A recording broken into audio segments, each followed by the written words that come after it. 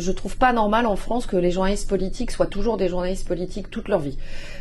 Parce que à force, ils connaissent trop bien les responsables politiques et ils nouent des relations, et c'est bien normal, qui sont des relations de proximité avec des gens de gauche, avec des gens de droite, ils se tutoient, ils vont déjeuner ensemble. Et ça, à un moment ou à un autre, qu'on le veuille ou pas, ça se ressent, ça se voit à l'antenne.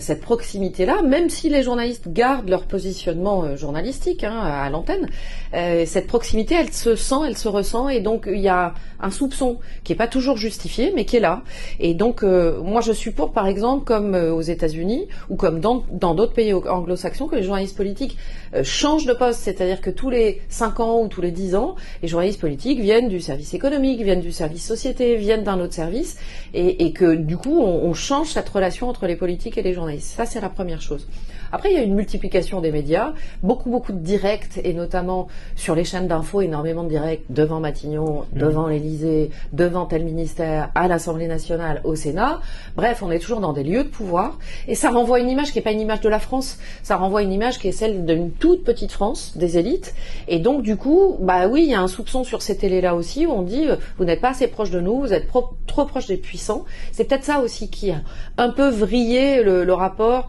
entre les téléspectateurs et les journalistes sur la manière dont ils pouvaient percevoir la France.